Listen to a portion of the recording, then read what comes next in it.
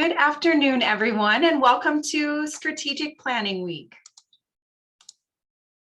This week, we've had hundreds of SCC employees tune in every day, participate in daily engagement opportunities, all for the purpose of learning more about the college's vision, mission, values, and goals. And it's been a lot of fun this week. We have a full day for you, or full hour presentation for you ahead. Today we have Ed Koster, SCC's Vice President for Information Technology, and Bev Cummins, SCC's Lincoln Campus Director and Vice President for Student Affairs, who are going to share updates from each of their areas and what the vision is to come to help SCC from the technology perspective, from the student affairs perspective, and from the overall college perspective of how we're continuing to develop high contact technical and academic experiences. I think you will be excited to hear from each of those areas. I invite you to, if you have questions along the way, to use the chat feature.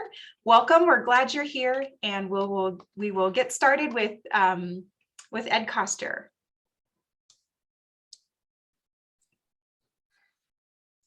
Thanks, Shauna. I will share my screen there. Let me know if everybody can see that. All right. So as we talk about the vision statement and talking about dealing with high contact technical and academic experiences through personal and sincere relationships, with personal connections. Over the years as an IT professional, I have always sort of, when I see those things, think about that really only affects our help desk. It's only our customer service for frontline people who talk to students on a daily basis, who literally sit in front of them and see them every day. The challenge is with over the last year and a half with COVID, we couldn't rely anymore on face-to-face interactions to make that goal a reality. So the question became for us is, how do we support this vision both digitally and in person? How do we create those high contact, high touch, personal experiences in a digital format versus just a face-to-face one? So what that really led to is we really needed to implement rapid changes in IT to support basically going to an entirely virtual college for a few months and an on and off virtual college on a day-to-day basis for our students and our faculty. Well, there's really four kind of critical pieces that we had to deal with from an IT perspective for that. First, we had to make sure the infrastructure would support the changes that we had. We needed to make sure we could protect the network. Cybersecurity is constantly something on every IT person's mind. We needed to figure out what communication tools were needed by our customers. And we needed to choose tools that we could scale up quickly, but also that made sense to the college long-term, because we didn't want to just throw money at a problem that wasn't a long-term solution. So really, as we went through 2020, 2021, one of the big challenges is we had to pretty much find laptops for everyone. When we had a remote workforce and everybody working off campus, we needed to gear up laptops for all the faculty, laptops for all the staff working remotely. As we did a lot of Zooming with course content and things, we had to buy a lot of Zoom accessories, webcams, headsets, microphones. And we also had to upgrade our phone systems, something we were in progress in already, but had to scale up very quickly. And this allowed us to add chat functionality for our phone systems.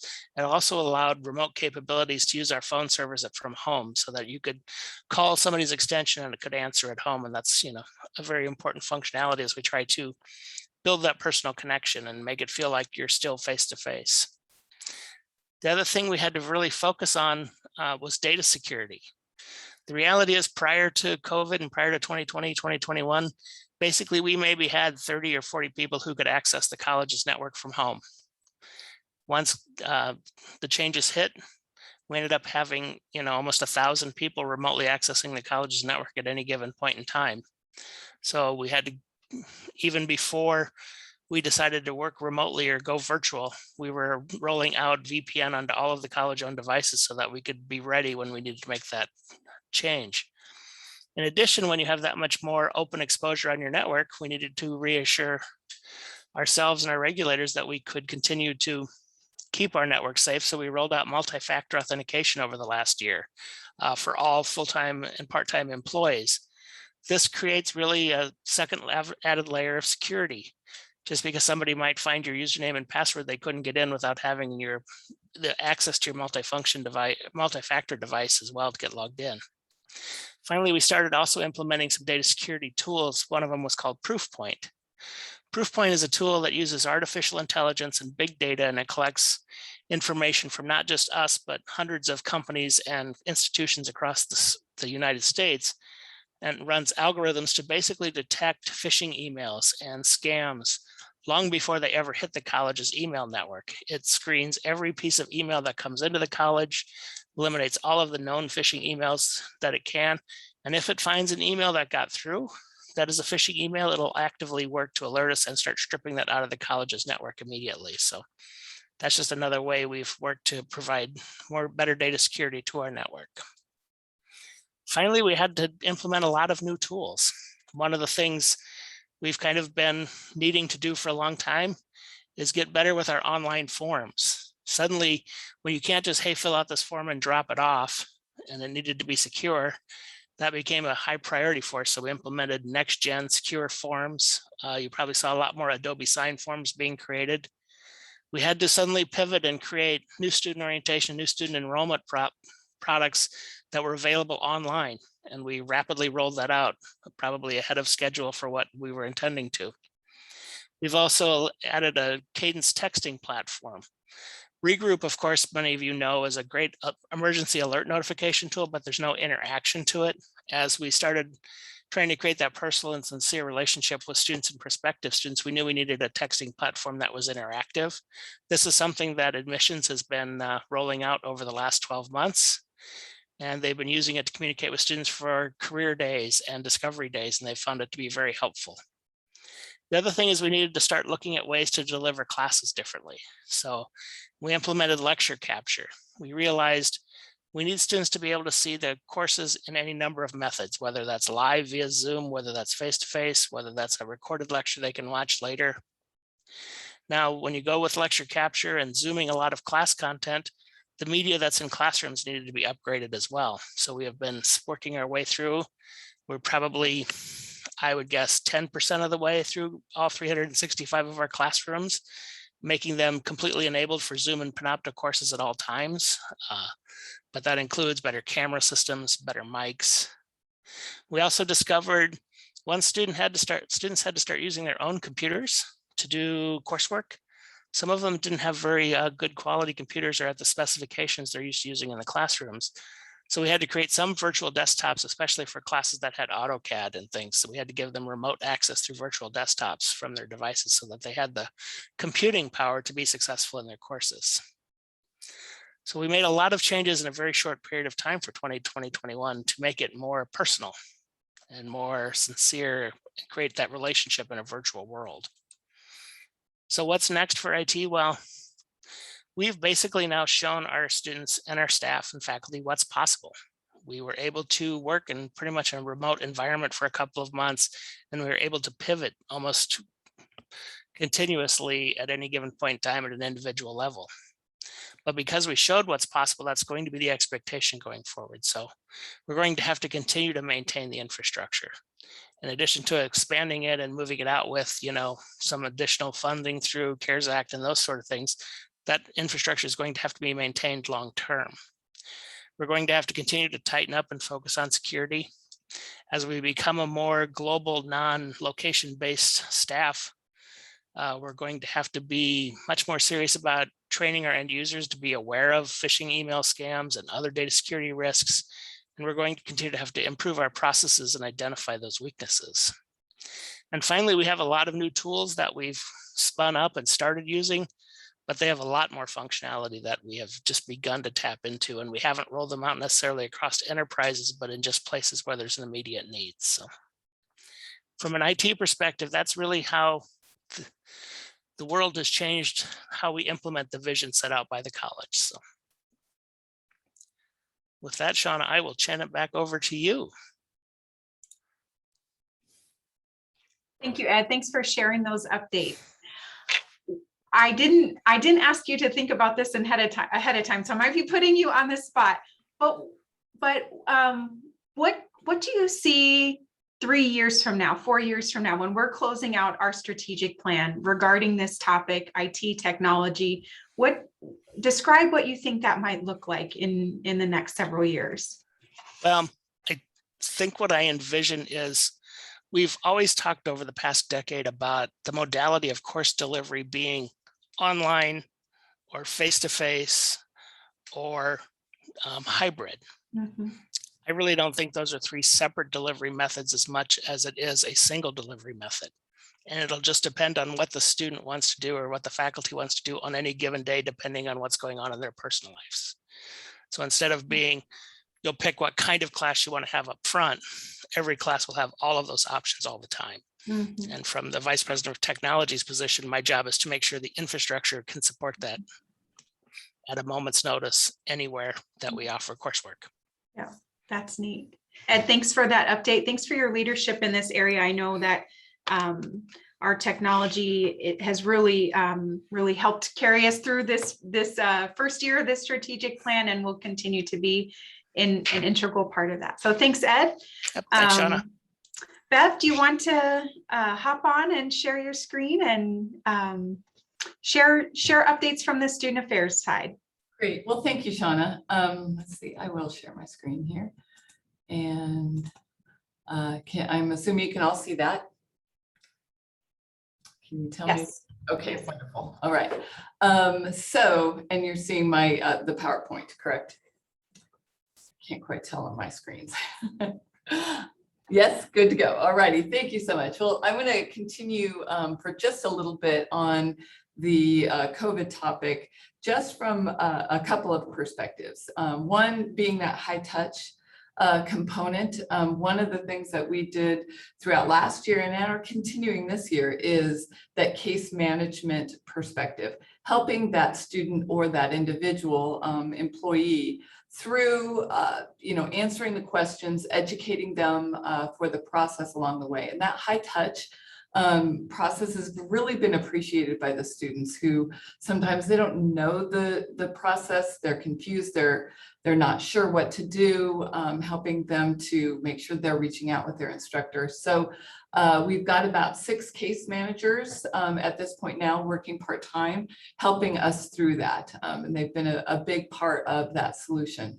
And then, as Ed mentioned, Cadence, one thing that we implemented this year has been the use of Cadence in texting that student. We find we can get a hold of them a lot quicker and get a good interview rolling with them when we use the software for with Cadence to connect with them. So that's been incredibly helpful. So as we think about, and I'm going to transition into student affairs, again, just for those maybe who are new to the college and what exactly does student affairs entail, I've kind of listed them out here, and we've kind of organized them into different categories. So first of all, with enrollment services, with Mike Pegram, Dean of Student Enrollment, that covers all of the support areas of admissions, registration, and financial aid. And they work so very closely with so many other areas of the college. A big part of working with the business office and also with the instructional division and the programs of study. So it's a big piece of the college, is making sure the students can be enrolled in those classes, admitted to the college, enrolled in those classes, and then are receiving the financial aid and support that they need to get and be successful. Also interconnected very closely with that is our college advising. And we've shared that function with the instructional division as well. So as you can see, we're really closely tied to other divisions within the college. Residence life is a big part of it. And as we've been talking for a while, we've also started down the road of residence life on the Lincoln campus as well. So that will be a strong component on every one of our campuses in the future and going forward. Supporting students along the way through accommodations resources, veteran services, as well as helping them integrate into society as they learn to go from being a high school student into work life, and providing those support and conduct supports along the way. And then helping them develop and engage through student life activities, our counseling and assistance programs for students, career services, TRIO programs. So lots of areas where we're there on campus helping to support our students. So there's so many high contact experiences throughout all of those groups that I just mentioned that, you know, I could spend all day talking about this, but I only have 15 minutes. So I'm going to focus and highlight a few of them. And you might kind of say, well, haven't you highlighted these before? And I think the key is understanding that it takes a while to build some of these new initiatives.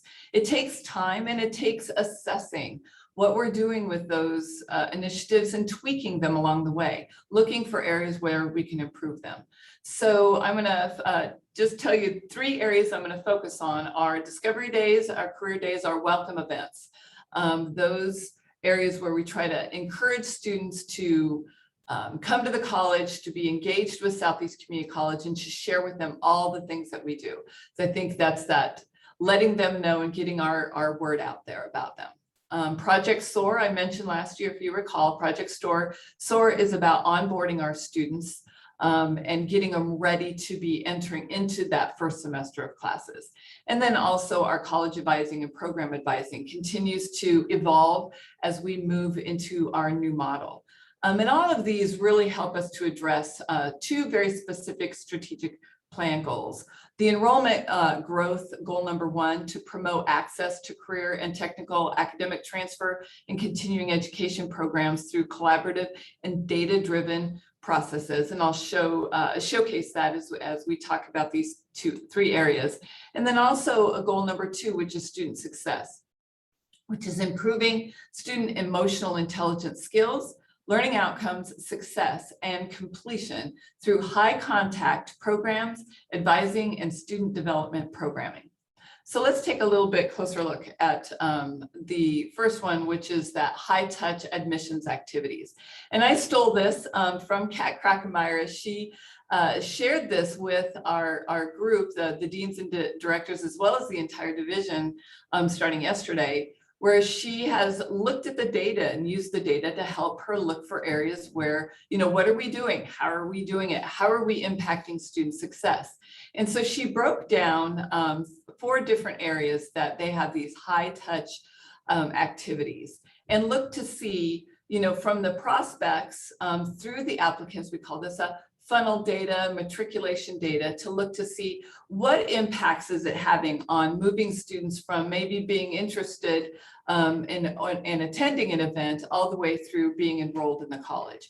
And it is important to consider too that these events are targeted for students age 6th through 12th grade. So some of them registered and came to events and have not yet graduated high school. It also includes those who registered but didn't attend, because sometimes they do that and they don't show up, and that happens. And then sometimes students are coming as part of their field trips. But these are data that has occurred throughout the entire past year during COVID. So it helps us to see where we feel we're having great impact and where we might want to look at where we want to maybe make some tweaks or changes, which is a big part of that assessment process. Moving on to Project Soar. And again, Project Soar is student onboarding, advising, and retention, and making sure that we understand that it's about getting them in the door, but it's also getting them ready for college and then retaining them through their completion and graduation. And Soar really focused on the first 2 steps of this process. From all of those pre-admissions, welcome events, helping them find, you know, the first couple of weeks prior to the start of the term, Kat and her team, as well as advising, and then many people throughout student affairs were helping to do these welcome events, giving tours, helping students find where their classes were on campus. We're a big part of bringing them and their families to just feel comfortable about becoming a college student. And then moving them through those first 3-4 weeks of enrollment and getting them settled into their classes. And such an important part for our new students. So it starts there, but that pathway is important with a strong start, but continuing throughout as we make various handoffs along the way, getting them acclimated, integrated into their program, and getting ready for completion. throughout all of that really is that advising model, helping that student as they transition and meeting them where they're at and helping them through the process. And that is such a high touch, high connection functionality of student affairs. And I always like this, Vicki shares this often, that the heart of this transformational journey for students is that they are the heart. That's what really matters. And it's that focus on student success and connecting with those students. I don't know of a student affairs person who isn't pulled into student affairs because at the heart of everything that they want to do, they want to help that student be successful. And so that kind of helps us as we think about, well, all right, so we're off to a good start. We've done assessment in these areas. We've made tweaks over the last couple of years, but what's ahead? What do we look forward to in the coming years? And one is in that student development and enhancing what's happening outside of the classroom. Whether it's occurring in the residence halls, whether it's through co-curricular activities, and working with hand in hand with our partners on the instructional side to help create those programs outside of class that are tied to that curriculum. And that's an important piece of engagement for students. Tracking events at some of these events and really start identifying, what events help students succeed and making sure that we can start looking at those success rates throughout. And then expanding student participation.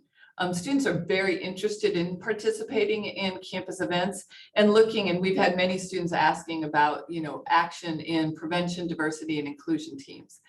In addition, we want to advance those advising services. We've gotten off to a great start. And now they're looking to what's next in advising. So those college advisors are now looking to do midterm check-ins for all students, not just those who maybe have received a retention alert, because everybody, might still be, you don't know who's struggling out there. We want to make sure we're constantly connecting with them. In addition, those advisors will be a big part of those program pathways and making sure that they're a partner with their programs. They're specialized in those programs for a reason. They are going to be those helpful content experts for the students along the way, helping them and guiding them and creating that soft handoff when the time comes to transition more strongly for that program advisor. And then also a focus with connecting with students who are on probation and suspension and helping to figure out what do they need to be successful the next time around. And then finally, we're looking at very intentional new student engagement activities as Kat has learned and her team as they look at reimagining discovery days, maybe looking at it from a career fair concept and having those students focus more on what that career is versus just coming to SCC. SCC is there to help them create that future for them, that path to possible. And those career days help them to start envisioning who they are in the future. And then intentionally connecting with our Learn to Dream, CENCAP, and TCA partners throughout this process and creating that more seamless integration between that pre-college, through college, and then into their careers. So it's a kind of creating that and connecting through those pathways. Another thing that as a division we're focused on is that student success. We've really created and working on creating that climate for how do we make sure students are successful? And part of that is assessing ourselves, looking to see what are our operations doing? How do we know we're helping students succeed? And data is one part of it, and gathering that data with our IR partners has been a big piece, but it's also helping us to learn how do you use that data? How do you ask questions? How do you get curious about what's happening? Because what that does is it helps us change and challenge the way we think about our work and that work focused on student success. It's also helped us with some tough conversations to say, this thing that we've been doing, it's not really working and helping our students. And we need to maybe rethink it or reimagine what that looks like from a student's perspective. Because we see it as once we improve as a division, that's the key to helping our students improve. So we've done different things in divisional reviews. One has been asking the Education Advisory Board to be a secret shopper. They were a student. They applied to a program. They walked through the process. They assessed what we said on our website and how accurate it was. They helped us identify where our strengths and our challenges are in our onboarding process. And that's helped us tweak all of those things that we've done to help a student get onboarded as well as oriented to the college. And then as a division, we held a 2-day workshop this past summer. And through that, when we asked the question, what can we do as a division to help improve student success? We came out with 3 key themes as we dove deeper into what the division felt. And one of it was we needed to communicate as a division as well as with our external partners. And so we did just start our first new student affairs newsletter. They also talked for the need for professional development and to understand what other departments are doing. Maybe spend a day in the life, shadow other departments to help understand their challenges, why they make the decisions. We often talk about the domino effect, that when a change is made in one area of the college or one area of the division, the dominoes that impact others that we simply weren't aware of. And in the end, the student is the one that gets caught in that domino process. So we felt really strongly about bringing and sharing that shadowing process. So we've started that amongst our division. And then we have at our department meetings, different departments and campus meetings are talking about what each department does, and maybe even that student journey along the way. We can continue to hear about staffing. Staffing is an issue in student affairs, having enough people to meet all of the needs of our students as we grow and meet that demand. And so we're going to continue to beat that drum as we move forward in the future. So I think that's it, Shauna. I will turn it back over to you. Thanks, Bev. As you were describing some of the new initiatives new and continuing initiatives in student affairs, I kept thinking about the impact of the new space, the new academic student support space. When you think ahead, what kind of connection do you see there? How do you see the facilities playing a role in providing high contact experience to students? No, that's a really great point. And I first actually imagined it, and many people did, and that wasn't just me. But I remembered when there was the Welcome Center on the Beatrice campus and how beautiful that space was and how welcoming and open it was. And that it was rimmed with the people who were there to support students. And I know that Milford is working on the same kind of concept where you're thinking about that student journey along the way. And so that's also helped us as we planned out the Lincoln campus, where we started identifying, instead of disconnected spaces, and we know that's what they're working on in Milford as well, is sort of bring together those disconnected spaces. We found that on the Lincoln campus, and that's what the new student and academic support area is to bring those disconnected groups together and really be intentional about the adjacencies and what that student journey is. When we mapped it out prior, we saw it was like a pinball effect. Now it's much more cohesive and it feels more welcoming for that student. So yeah, thank you. Great, thanks, Bev. I remember a couple of years ago you describing that pinball effect, and I think if I remember right, you even walked some of college leadership through what if you were a current student needing or a prospective student starting, go here, then here, then here. So how exciting that that really the student experience is at the heart of that facility development. Thanks for sharing that. Thank you both, Ed and Bev, for the updates from each of your respective divisions and the continued focus on creating that high impact student success experience.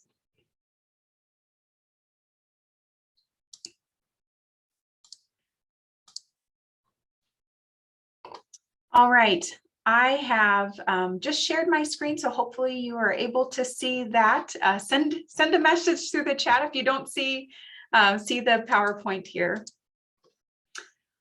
So as we have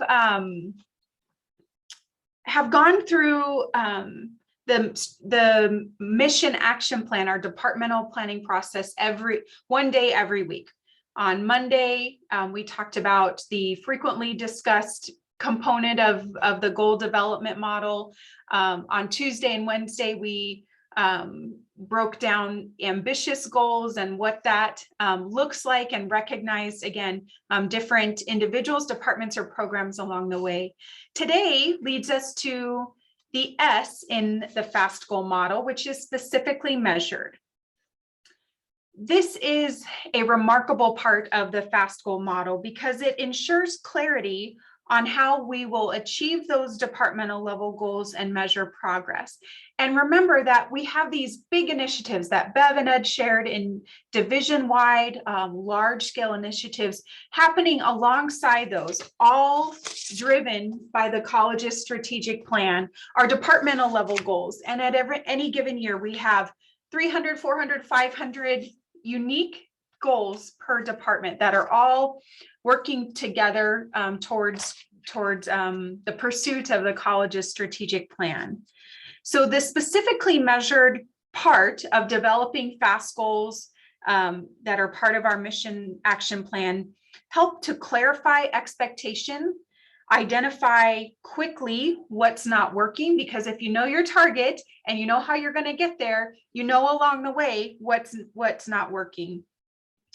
Ultimately, by developing specifically measured goals, it also helps to strengthen commitment and understanding.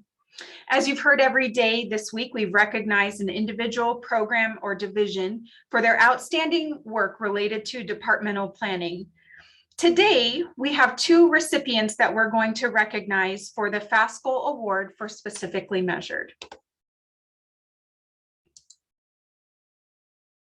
The first award today goes to Tony Landenberger. Tony has shown exceptional leadership in developing, implementing, and evaluating plans. She is incredibly thorough in her research. She's focused on accuracy, and she's highly detail-oriented. When faced with a new opportunity, Tony makes sure she understands the scope and the depth of all facets of the situation before she navigates next steps.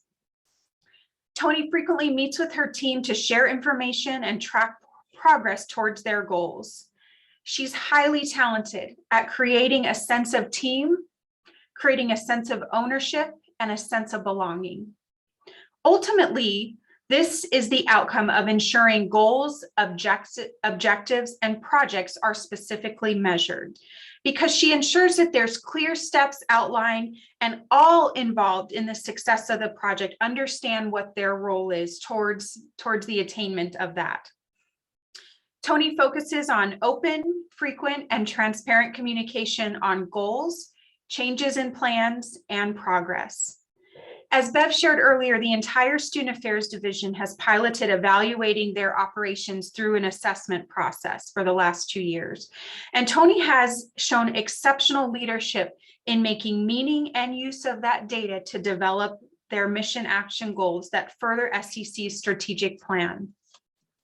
She has integrated planning and assessment to the next level, leading in an area in which SCC is still developing clear institutional processes.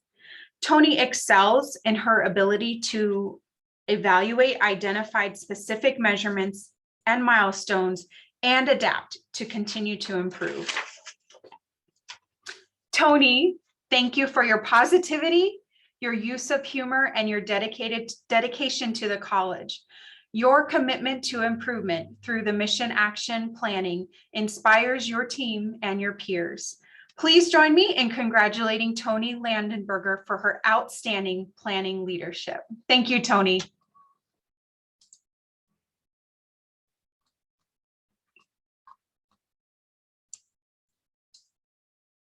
Thanks for sending all those kind comments and congratulations to Tony through the chat. We have one more recognition to do today. Again, every day we're recognizing either an individual, a division, a department, or a program. The next award that I'd like to share today is for Amy Chesley and the entire continuing education division for, again, also setting and attaining specifically measured goals. Since the revised departmental planning process began several years ago, Amy worked actively with each of the continuing education departments to ensure that their goals were able to be measured. Their department frequently had very detailed, specific goals, which the result made very specific results, which helps identify what's not working, as well as strengthen commitment and understanding. Her supervisor, Dr. Michaelis, has observed her intentional efforts over the last year to work with her team to plan for the future. She engaged an outside consultant to further evaluate the processes within continuing education and the workforce areas to maximize efficiencies where possible, to trim expenses and increase revenues. As a part of this self-reflection, the Entrepreneurship Center department also conducted a SWOT analysis. They looked at internal and external sources of information to evaluate their departmental strengths, weaknesses, opportunities, and threats. Amy sought assistance to ensure that SWOT analysis held true to strong planning principles.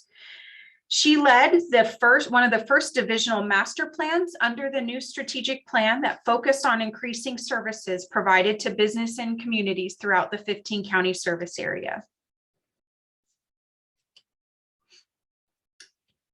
Here's an example of what having a culture of developing specific goals, projects, and action results in.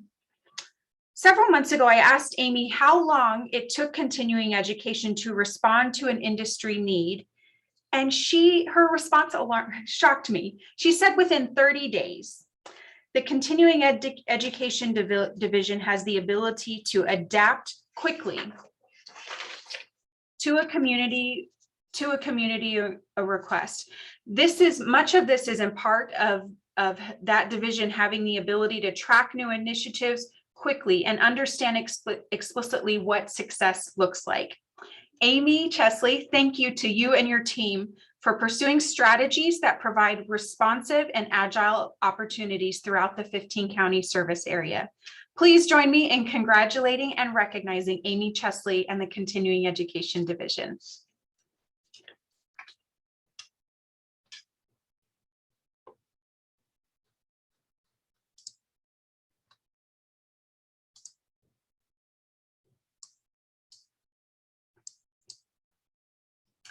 As a reminder, today's Thursday Strategic Planning Week Challenge is to understand the newly published policies and procedures that are on SCC's website, much thanks to the Office of Human Resources. This is a key opportunity for every employee across the college to be able to provide input into college operations through the college policy and procedure. You've heard all week and frequently hear updates and are able to visibly see SCC's process to modernize its facilities. Well, modernizing our policies and procedures is equally important and equally impactful. And the HR office has done an incredible job to create a process of shared governance that we have where any employee can bring forth an idea for a new policy or procedure or revise an existing policy and procedure, ultimately using Goal 9.6 to guide that work. Our Higher Learning Commission liaison has frequently recognized SCC's work in this area, and we have gone from not having a review process several years ago to becoming one of the emerging leaders in this area. So thank you to our outstanding HR office in their work towards creating that. So please feel free to check out the updates, look at what's new, and participate in the Strategic Planning Week Challenge for today. Looking ahead, we have one more day of celebration, one more day of events left as part of this formal, part of the formal celebrations that we've had throughout the week for Strategic Planning Week.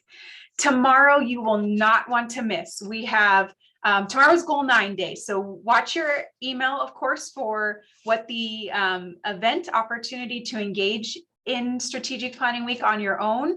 And I also invite you to join us at 1 o'clock for a virtual celebration. We have Dr. Illich and some special guest panelists to talk about what Goal 9 has meant to them and how they are continuing to promote that. So you don't want to miss that on Friday, October 15th. Thank you so much for joining today. Please let me know if you have any questions, and we appreciate your commitment and dedication to planning at SCC. Thank you.